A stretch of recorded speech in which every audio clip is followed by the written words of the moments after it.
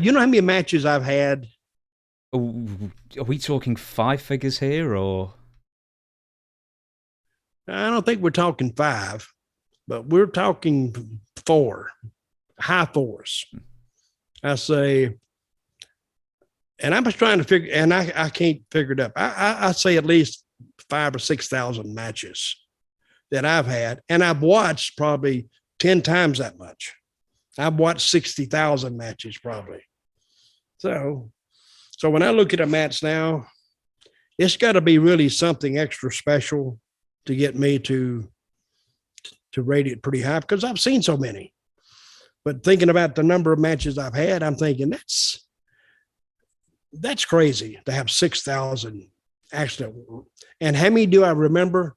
I remember I can go to a show sometimes and some guy comes up, "Hi Dutch, how you doing?" I said, "Oh yeah, you remember me?" Well, no, I don't. But I don't tell them that. I said, "Oh yeah, how can I?" And you are, and I'm Jim. "Oh Jim, oh yeah, man." And you are from, and he tells me, fills it in. "Oh, I remember it, man," because but there's no way to remember. I can't remember what I did last week, let alone remember somebody I may have seen 40 years ago or 30 years ago. So, but thank God for the fans because without them, guess what I'd have had to do? I'd have had to go out and actually get a real job, actually get up, go to work, which I wouldn't mind that much. But after I would get there, the people that hired me would expect me to actually do something, like do some work, do something. And you know that going to work at like 7 o'clock in the morning, I was more like a 10:30ish guy, 11 o'clock, and then I'd want to leave about 2:30, no later than 3. I can deal with that, but they wouldn't let me have those hours, so I just stuck with wrestling.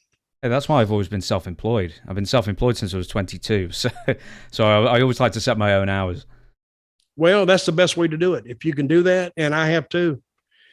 And when I didn't like, and this is back in the day when they had 32 different territories.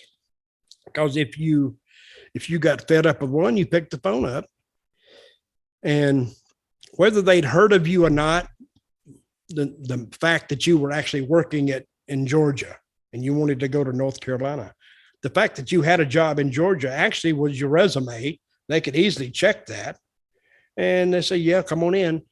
I've quit jobs and had another job before the day was over because now you have, I wouldn't even say two major companies. You still have one. You used to have WWF or WWE and WCW. You don't now take the WCW out. AEW, I don't think qualifies as WCW level. But with 32 companies, if you were only halfway good, you could get a job somewhere. You wouldn't be out of work. But now, it's mostly independent work now, unless you work with the WWE. Even AEW guys, they qualify for independence because they don't have a regular schedule. Do they run a regular schedule or no? AEW, I think there's certain house shows they run, but I don't know if they're irregular. I don't think they've maybe got like, three house shows every week, that kind of thing. Well, hopefully they get there because the business could use it. Can I ask you this then? So we're going with the territories here, and you said, hey, it's great you could have another job by the end of the day if you quit Mm-hmm. Georgia to go to wherever it is. What else, maybe not the fans, but what else are the wrestlers missing from not having the territories anymore? Well, first of all, is the place of employment. I mean, permanent employment. If you worked at WCW or even back in the territory days, you'd get a list and you'd say the Memphis, Louisville, Evansville, this, or in Florida, you'd be, West Palm Beach and Tampa, and then Miami, and then Jacksonville, and then Tallahassee. It was a regular, those towns ran 52 weeks a year. And in Georgia, the same way.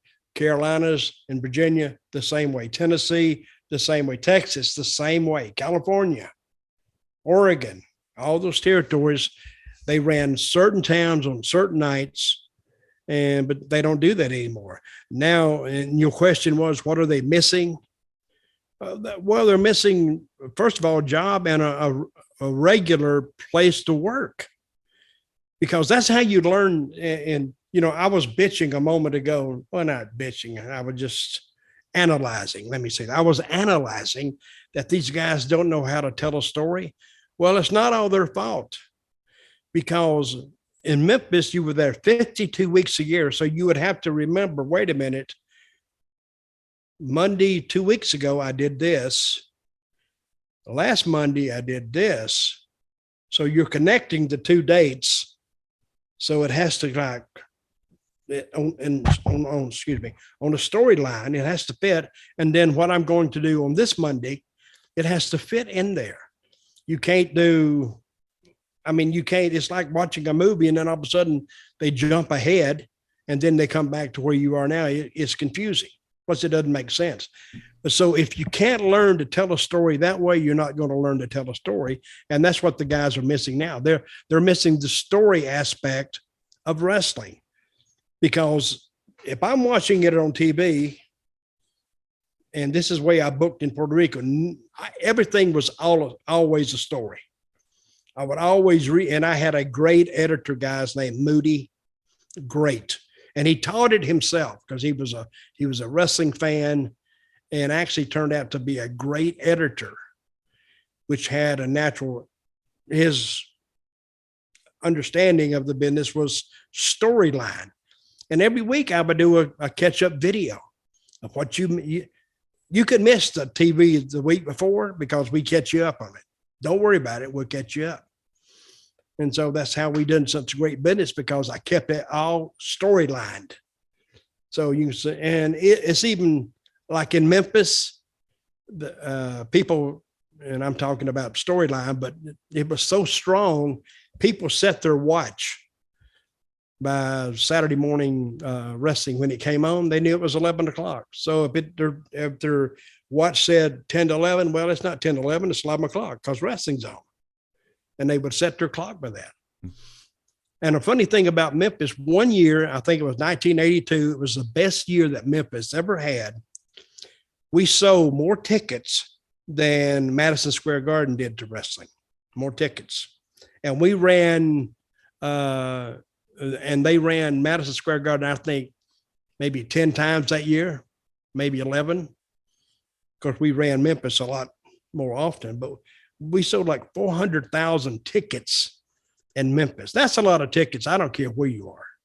If you sold 400,000 tickets to a wrestling match in any city in a year's time, that's a lot of tickets to sell.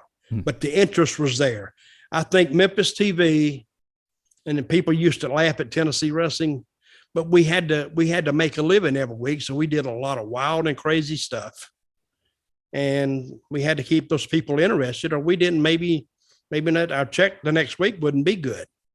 It'd be probably half of what it usually was, but it was, I think Memphis TV was the best TV at some point in the business. It beat Atlanta, it beat Florida, it beat Carolinas. It was great TV and fun to watch because we had a great announcer, Lance Russell, and some great talent.